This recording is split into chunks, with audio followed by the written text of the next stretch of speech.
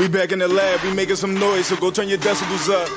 Black skin, white coat, oh no, who was nice as us? Made Jimison, really told us no limit, so we about to take this up. Went from mixing in the kitchen to the lab, and nah, I can make this up. Whoa! B-side, be scientist, B-side, be scientist. We shining a light on the people of color to show them how fly it is. B-side, be scientist, B-side, be scientist. We back in the lab with white coats on our back, trying to show what time it is. Hey! And welcome back to the B-Scientist Podcast, a podcast by the Black Science Coalition and Institute, or B-SCI. When you hear this sound, that means you just heard it in podcast citation, so please go to b-sci.org to see all of our citations ever. And I swear one day I will get that intro right. Today we have, and I'm forgetting to introduce myself. My name's Jordan Chapman, geoarchaeologist, and as always, we have the dope chemist herself, Jana Carpenter. And today we have PhD candidate Adriana Norris from Vanderbilt University. How are you, Adriana? I'm good. How are you? It's Saturday. It's already a mess. I think it's going well. Yeah, thanks. So, Adri, thanks for joining us today. I'm really excited to have you on because I know you personally from high school. So I always think it's so great to be able to find old friends and also people in your same field, in the STEM field. So I was so excited to have you on just so that we could highlight your greatness. So do you want to maybe introduce yourself and tell us about the science that you do? Yeah, sure. Yeah. Like Jordan said, I am Adriana Norris. I'm a fourth year PhD candidate at Vanderbilt University. I'm in the Biological Sciences Department in Todd Graham's lab. We actually have created 2 new mouse models to model diet-induced obesity and dyslipidemia and sort of just metabolic disease. That's how far I'll go into it because it's a mess complex project, but that's sort of like the overview of it. Cool. I have a completely unrelated question. How do you already have a red panda shirt? Like, is that from the that's from the Pixar movie that's coming out soon, right? Or yes, am I just wrong? No, you're right. I went to this store called Box Lunch. Mm-hmm. Have you heard of that? It's like in the mall. Okay. And it's just like a bunch of like Disney like paraphernalia. And I actually had no idea it was a movie. I was just like, I like that like fat looking rat. Okay. It turns out I guess it's a panda. I've seen the trailer for it and I was like, it's not even out yet. You got the exclusive. I'm just like, wow, that's crazy. But it's completely unrelated question. Yeah. I guess I need to watch the trailer because it's actually a movie. So that's good to know. Yeah. I don't know whether to be more impressed that you have the shirt or the fact that you went to a mall. I forgot that those existed. Yeah, I went to a giant mall in Tennessee. So it's sort of like the birthplace of COVID. I mean, I'm just living really risky at this point. Cool. So what has your PhD journey been like at Vanderbilt? You're in your 4th year now, so that's a decent amount of time to be doing research. Yeah, it's gone by. I will say it's gone by really fast. Like in the moment, you feel like every day you're like, wow, still doing this. But then it's like you look back and you're 4th year, which is pretty insane. But it's been pretty good. I really like my PI, like my lab. I think my journey's been a little bit unique because my PI was doing yeast research for his entire career. So like almost 30 years. And then I come in and I get a mouse project. So it was like everything I was doing was sort of pilot experiments, new things. I had to ask, anybody for protocols, like nothing was established. So that's been, I think, interesting and also painful. And I think I've had to become really independent kind of quickly because it was like, I'm sort of, we have collaborators that are awesome, but I am sort of like very on my own within my own lab with the project. But now we have more people working on it and things, but in the beginning it was very independent. But yeah, I think it's made me an independent scientist quickly, which is good and painful at the same time. Yeah, no, I can definitely relate. Starting your own project from the ground up can be very stressful. So I completely understand. Mm-hmm. Yeah, definitely. But Vanderbilt's a good place to do a PhD. I think my department's pretty diverse in the research that we do. But yeah, I do think my PhD has been, I guess, a big learning experience, as is everybody's. Like coming in, I didn't really have a lot of experience with academia. So I had to learn like what's a qualifying exam, what's publishing a paper really. Like I didn't have any publications. Like it was a giant learning curve. I basically didn't know anything about academia coming in. So I've learned a lot just about the academic environment that I had no idea about, which has been interesting. Right. Yeah, Go I ahead, think, Jenna. yeah, sorry about that. I think No one worries. really interesting thing about like not really knowing the academic culture of things in higher academia was a huge shock for me because I think there's this weird stigma around like not showing your weaknesses. I feel Mm-hmm. like, especially in PhD programs. And so it almost seemed like, showing all your cards if you even asked about, so what actually do I need to be doing on a day-to-day basis? What are my, what are my markers for Mm-hmm. success? What makes me look good like everyone else? Do you ever have Mm-hmm. instances of that? Or for me, it just manifests as imposter syndrome most of the time. Yeah. But what has that been like for you? Definitely a good question. And like in the beginning, I would be in classes and they'd be talking about like F31s, RO1s, like using all of these terms. I literally had no idea what they were talking about. And I was too scared to ask because I'm like, I'm in academia. I should probably know that, right? Like when I came to my interviews, I didn't know what PI was. Like I'd done undergrad research, but I didn't call my person a PI. I was like, why are we calling people like private investigators? Was like the first thing that came to my mind. I'm like, why are we calling them that? Right. So I had to like Google a lot of things that I think other people sort of knew. And it did, it was like some imposter syndrome, which I have, opinions about. But I think I had to realize that no one had taught me. It wasn't that I was being taught these things and wasn't absorbing it and like wasn't using my mind to take action. It was like, I just never been exposed to it. That's not really my fault. So that helped me sort of get over it, that it's like, I have the capacity to learn anything. It just needs to be introduced to me and then I'll figure it out.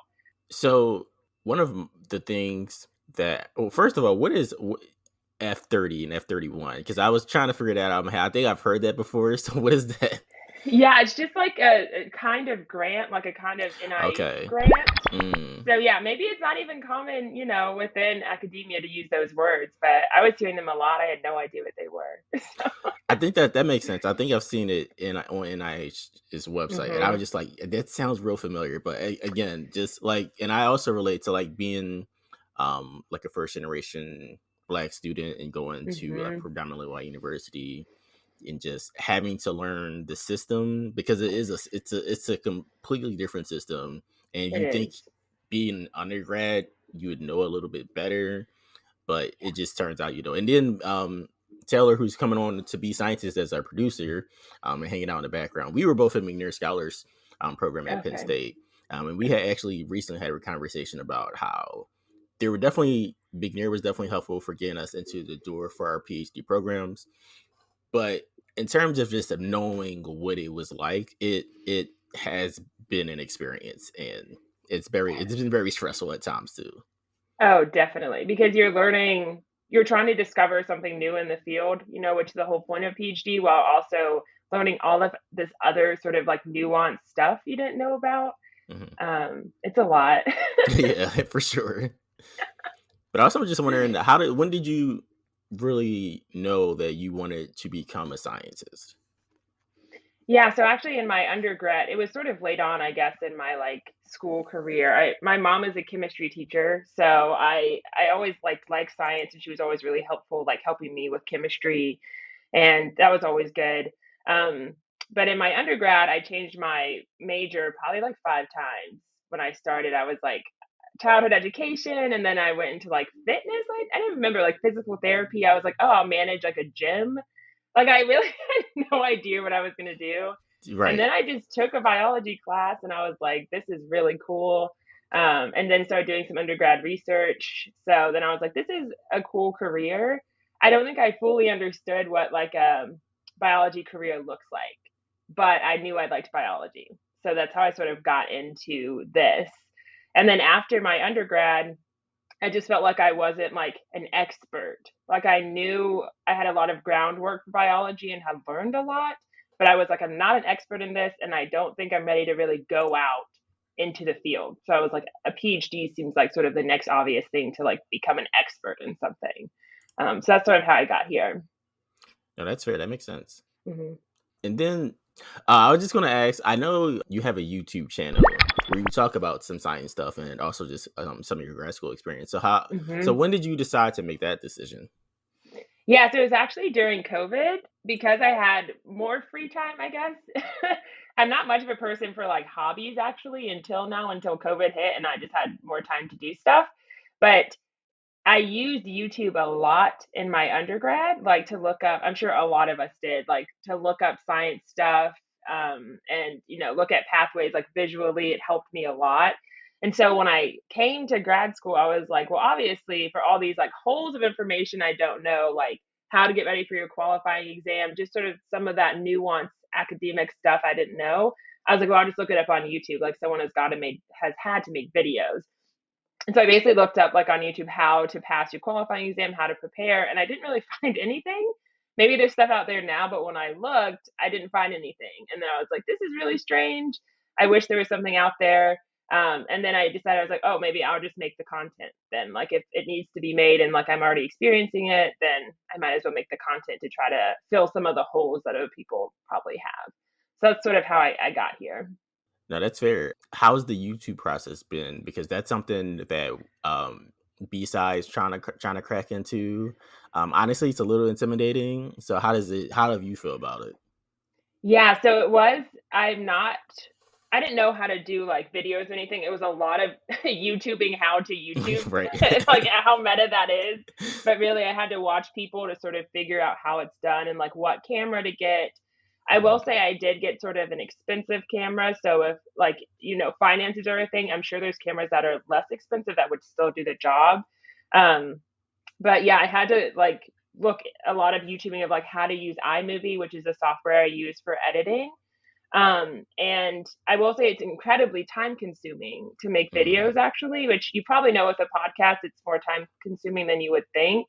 But like for the videos I make on average that are like, on average 30 minutes, it probably took over 10 hours to get to the final product of just like doing the research. If I'm interviewing someone, asking them and like having them fill out a form and getting the questions and then doing it and then editing it. And a lot of the video essays I do, I actually, because I know Jordan mentioned before we started writing a script for his YouTube videos, which is really smart. It really cuts down on the editing. I am not smart, so I just go for it every time I make a video. So it's usually like an hour and a half of me rambling that I need to like cut down a bunch. So the editing takes a long time. But I will say it's probably really smart to do a script, but that sometimes it feels like it's a barrier to just getting to do the thing. Exactly. I was just going to say that. So I've kind of been trying to write scripts for probably like, I don't know, like 2 to 3 months now. And honestly, like it probably would have just been better to just get on there and start talking, because then it'd be like, all right, you have some things that are already there. Like you can just edit it and then move on. But exactly, writing the script and like doing the research, it is taking a lot more time than I would like. Yeah, that's a good point too. The research takes a really long time to like get a video that's like sort of comprehensive and interesting too. So that part I think will just take forever, but I think you should probably just record the video, just go ahead and do it. Yeah. I mean, sometimes when I'm looking at my raw footage, I sound real dumb. I said 100 times. I repeated myself. I said something that made no sense. So it is like there's a lot of trash in there, but I just edit it out. So I would just say, just go ahead and just try it. That's fair. The podcast definitely too. That was one of the big lessons we learned. Honestly, so you think I say learn, but it's still a learning process, because that was definitely one of the big lessons we learned at the beginning. It's like we're going to be just trying to do scripts, we're going to try to do research, but then at one point we were just like this not working. So we just started just doing what we do now, honestly. Yeah, and I think it's done really well, and I think if this becomes like your career, then you could take more time to do it. But like, this is like your side hustle because you all have a million other things to do. So it's like, just do it as well as you can. It's okay if it's like a little sticky and messy. That's fair. Yeah, because we definitely tried to do a lot of deep dives in the beginning, and something that we're hoping to do again a lot more frequently if we can. But yeah, it would take a full week of research, and then we're like also in grad school, and it's like, I haven't slept in a few days. This is kind of Yeah, I feel like it's funny because you're like in grad school and there's always like literature you could read about your thesis. And I'll be like reading about this weird academic topic for hours and like doing all this research. And I'm like, this has nothing to do with my thesis. Like, it's literally just a hobby. Right. Like, but it is honestly, like, I found it a lot more rewarding to do like the science communication stuff. And maybe that says a lot about me and like what I actually want to do. But like, I've just found it a lot more rewarding to learn about like science history and then those other science concepts that aren't related to the things I'm actually doing. And I don't know if that's something you've also experienced. Yeah, because when I came into academia, as probably many people feel when they first come in, that, oh, I'm going to be a professor. Like, definitely that's my path. And then when you're in academia, you're like, oh, probably like 1 out of 20 of us are going to be a professor. Right. Maybe. And it's probably not going to be me, unfortunately. So I started to have to look at different things that I was hopefully going to become good at. And then the YouTube was actually more of the hobby. And then I was like, I think I'm actually sort of good at this. I really like doing it. Like, it doesn't feel like work.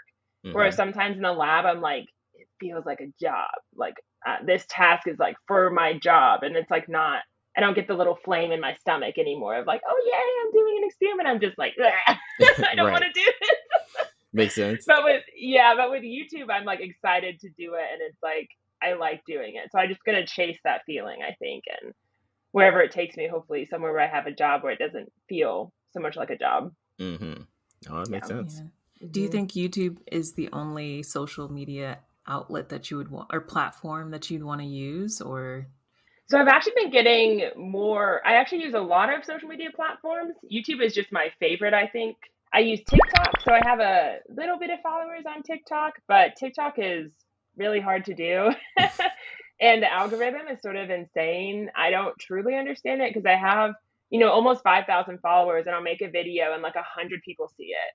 And I'm like, can you just show it to my followers? Right. Like, who are you showing it to? Like, I don't understand the algorithm. So that's a little frustrating with TikTok. And Instagram is mostly just my personal. I post like my YouTube stuff on Instagram, but it's not like, really my science thing. But I've been getting more into like academic Twitter and trying to like post on there, because sort of my idea is if I can get more followers on Twitter, then I can show my YouTube more there, and then hopefully they'll come to the YouTube. But I do like academic Twitter. I don't know if you guys tweet or are on Twitter a lot, but it is like a pretty nice community. I think that it's like half really annoying and half really uplifting. Half the annoying part being people being like, just sort of bragging about their accomplishments a lot, being like, I just got this grant, I just did this and this. Like, that is valid and awesome. But some of us are out here struggling. So I think I just tend to like go towards the struggling people more. And that feels more like we're in a community of like, we're all doing this thing that's really hard, and we can complain about it and like sort of support each other in that way. So I like that. I like Twitter. So it's probably like YouTube first, Twitter second.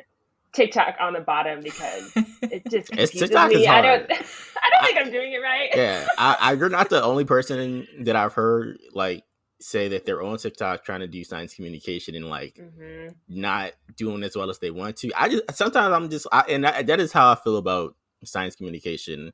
Sometimes it's just like we got to compete against like whatever trend is happening on any social media website. And then like what we're doing, and like it is tough. It's very tough. It's hard. And I think we're also competing against like the people who say they're science communicators that are like literally just spilling out bullshit, because people like a lot of like the general public likes to take that sort of stuff in because it's like easy. They're like, this thing will cure this thing. Like, if you drink this lemon tea, you won't be blind anymore. People like that. It's like, oh, I do this, and then I get this. Like, that is a nice conclusion. And I think a lot of other people's science communication is like, this is just sort of this complex thing. There's not an answer. The field doesn't really know. I'm going to try to tell you something about it, but there's not like a pretty conclusion wrapped up in a bow, which I think is sort of hard to deliver to people in a way that they like want to digest, you know? Mm-hmm. That makes Yeah. sense. Yeah, I love the posts when they're like, "This is what your doctor won't tell you," and it's like, "Oh no, what are they not telling me?" Yeah, you're like, why are they telling me? But yeah, no, I especially love those. TikTok. TikTok is very volatile, and like you'll see people say, "Oh, Twitter or TikTok hates me, so please interact with this." And I'm always like, "Oh no, this is that's kind of a sad moment." Right. Yeah, to feel like an algorithm is like literally has chosen you Yeah. to like fuck. Oh, sorry, you're allowed to curse. You can curse. Yeah. You can- Yeah, we have the I just explicit. curse so much. Listen, Okay. we went on rants on this podcast. You can curse. Yeah, it's a bad feeling to feel like the algorithm is like fucking with you. Mhm. But also during like June 2020, which is when I really started using TikTok, mostly actually to talk about BLM and things like that. Mhm. There was a lot of talk about the algorithm sort of shutting down Black creators versus white creators. So I'm not going to say that's what's happening to me, but I do have heard that that is a problem, that they sort of pick and choose, and then sometimes they'll ban you, versus sometimes they won't. Like it sort of Mhm. seems kind of arbitrary. Like one time I was on a live and I just started talking about Donald Trump, and then I got like a little message from TikTok that was like, we're about to ban you from going live. But then you see other people talking about that sort of stuff, and I'm like, it's not allowed when I do it. It's allowed when other people do it. So it's a complicated app for sure. Yeah, they could definitely be more transparent. I think that's a lot of social media too. Is that there's not a lot of transparency. Like Yeah. even with like for example with podcasting, like we're watching this whole thing happen with like Joe Rogan, and it's like, well, Spotify, you should have Hmm. made your policy on this more known and maybe not hired this dude, and maybe you wouldn't have this problem. And then like almost Exactly. every week we hear something new that's like, oh, Joe Rogan said this on this podcast, and then oh, Joe Rogan said the N-word 1,000 times, and you're like, oh well, maybe you should have thought about this and you should have been more transparent about how you were making these decisions. But Exactly. yeah. It is weird. It does seem like a news story every week that I see, like on social media, like Joe Rogan had like a serial killer on his Yeah. podcast, and you're like, Right. how is this And then still he'll happening? he'll Like, justify it and be like, "Well, I'm just trying to generate discussion." And it's like, what are Mhm. you doing? Yeah. it's Or he'll like, just they make an were- apology video, and you're like, "That's again." I love the apology videos, honestly.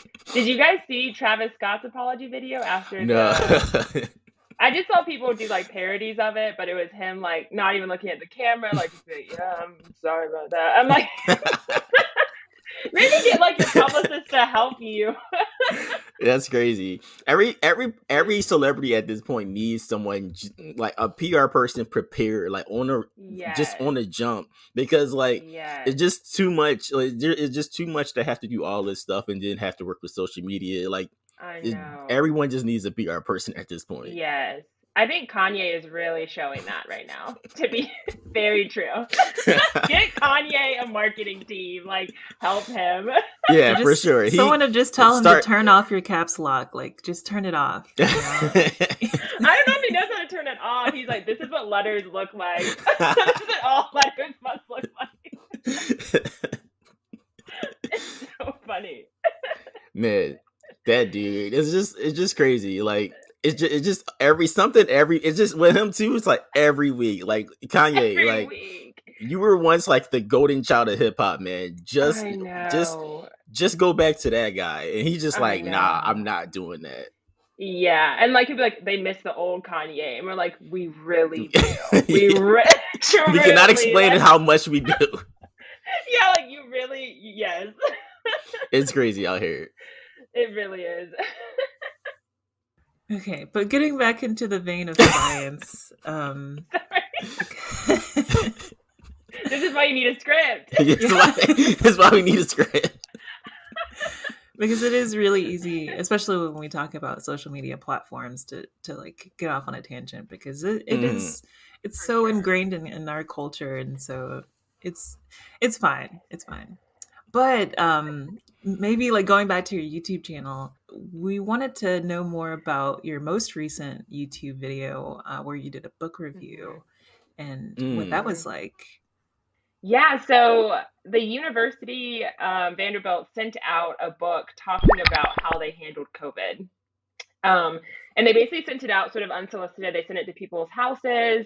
And it, presumably, I don't know the number, but apparently they spent a lot of money on it to like write it and, put it into book format and then just send it to everybody. And I wasn't planning on reading the book. I just heard from a lot of different people that they were really unhappy about it, like the contents of it, like people in the Vanderbilt community saying like, I can't believe they did this. This is so hypocritical. And then also there's a grad student union, and they had like a sort of returning the book day where they were like, write your own story in the book, like what actually happened during COVID, and then we'll return it to them. So that it was like sort of a thing where people were really unhappy. So I was like, I might as well just look at what's inside of it. It really was, it's very like has an incredibly propaganda tone. And like, I appreciate Vanderbilt not firing me for like putting out publicly how much this book is like sort of like Right. not great. So I'll give them props. Like, thank you for giving me free speech and not, being, I haven't gotten an email of like to cease and desist yet. Right. So I do appreciate that. But I will say the book is like incredibly propagandist, and just like writing it before COVID is over is sort of like just an icky thing to do. Because they're basically like, we did this, we handled it so well, blah, blah, blah. This is before Omicron. This is before all of these different like variants. And it's like Right. reading it now too, during these different variants, and it's like definitely not over, is like almost even ickier, because they're like, we did this, we're done. It's so good. We solved it. Like, and then among that is just like such funny mediocrity that they're bragging about. Like, I'm about to make part 2 today, because it is like, I think it's gonna be like 4 parts. The book is not that long, but it is a rich text of just like kind of bullshit. But they have this one part where they're like talking about how, oh, we didn't know what we were gonna do because no one's playing on the sports fields anymore. Like, what if the grass dies? So we decided to use this new fertilizer. Like, people are dying at this point. It's a pandemic, and they're like, we were so smart to get this fertilizer. Why did you put that in here? I would love for UGA to write a book like that, honestly. Like, wow. That would be my first video on YouTube, is just like, yes, just shitting on UGA for doing that. Like, because wow, that's crazy, actually. For real, it is just like sort of shocking. And they have this, well, this is sort of a spoiler, but they have this one part in there where they're talking about how they realized that, policing was becoming a problem. Like, they do talk about BLM, they talk about the social justice issues, and they're like, we're aware that policing is a problem, but we need to use our campus police to enforce the mask mandates and things like that.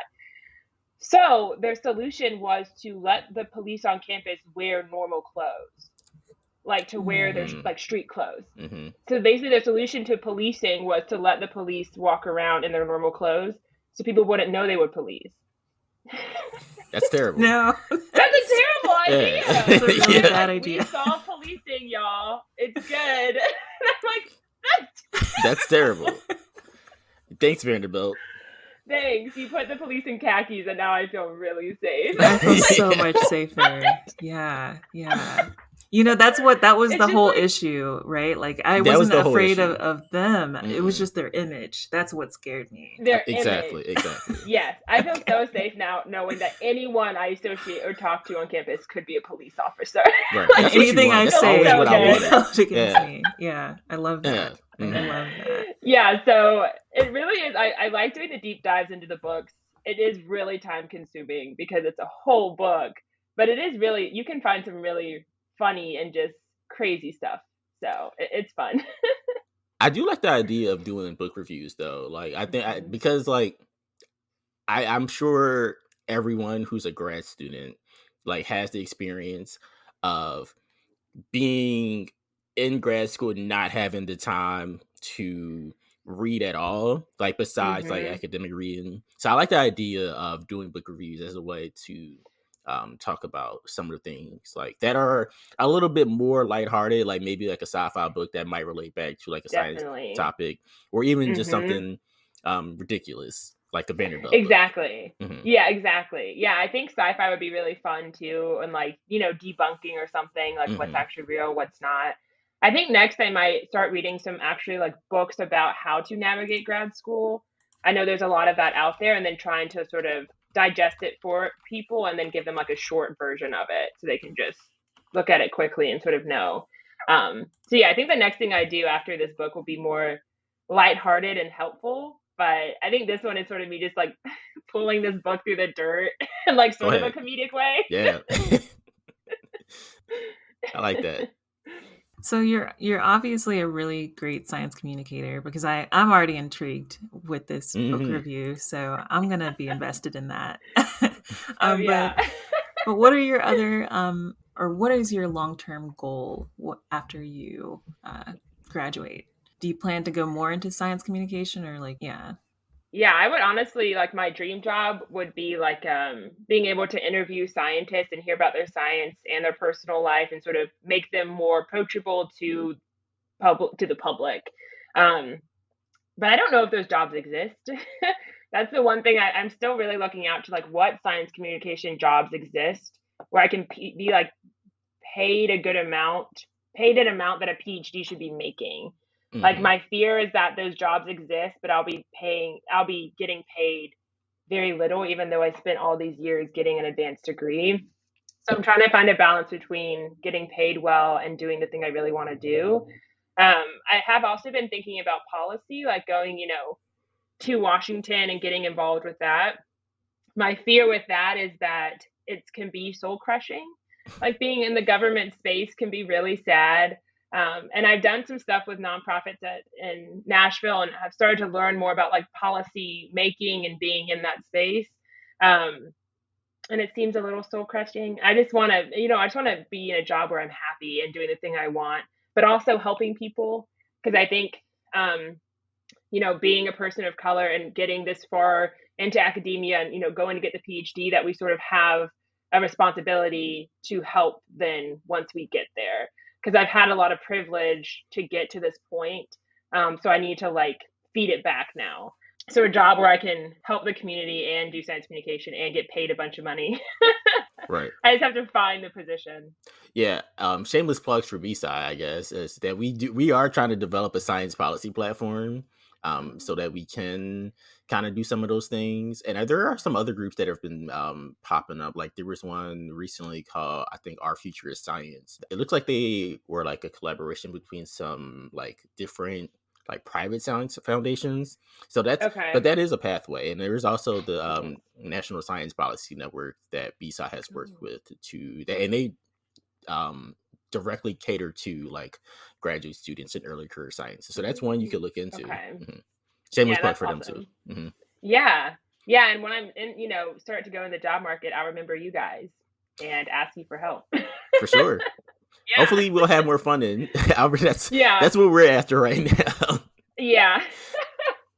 And you know what? I would love to interview y'all for my YouTube channel. I don't know if it's too much like us just interviewing each other, but I have a lot of questions about B-SCI. It seems really cool. I'd love to hear about what you guys do. So For sure. keep that Yeah. in mind. Yeah, that'd be awesome. We've done some we have some YouTube stuff. It's just that Okay. like it's mostly like we have the live stream from when we did our Give A28 and I think some other stuff. But it's just like Okay. we're both very nervous about the YouTube sphere. So this sounds like a good entryway because we kind of know you. So it's like, all right, it's like just Exactly. get the toes wet. I think, yeah, that you have to be comfortable with like the first few things that you put out into the world on YouTube might be kind of bad. Mm-hmm. It's okay. Like from my first video to now, like I have improved a lot. And like I won't take down that older stuff, but it is like you will definitely improve. So like start now, and then once you get into a group event and realize all your mistakes, you'll definitely get better. It's okay if the first stuff is like a little bad. It's fine. No, that's fair. Yeah. So, and this is so strange. This is like the second time I've done this, but we usually wrap up our conversations by asking our guests, in what ways do you think you inspire others to be scientists? Yeah, I think because I've heard you talk about this on the podcast, and I've been thinking about this for weeks. So it's probably I thought about it too much, and I really couldn't think of good. But I was like, I think I'll inspire scientists to just do it your way. Do academia your way. It can be sticky. It can be sort of ugly, but just do it your way. It can be funny. It doesn't all have to be so serious, the whole academic environment and this whole process.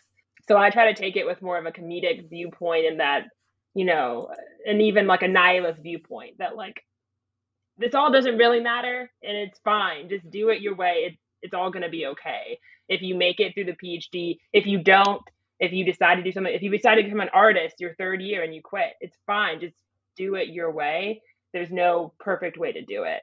Yeah, so I feel like I have that mindset, and I hope I can show other people that mindset. Cool. Yeah, I think that's a great answer. Could you plug some of your places to follow you?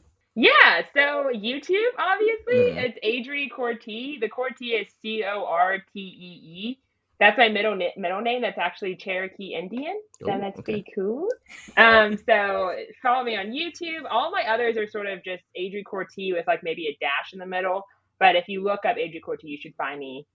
So on Twitter, on Instagram, on TikTok, if you want. But yeah, so feel free to engage. I'm always open to conversations, new ideas. So yeah. Well, sounds good, folks. So thanks for podcasting with us, and we'll catch everyone next time. And don't forget to be scientists until then.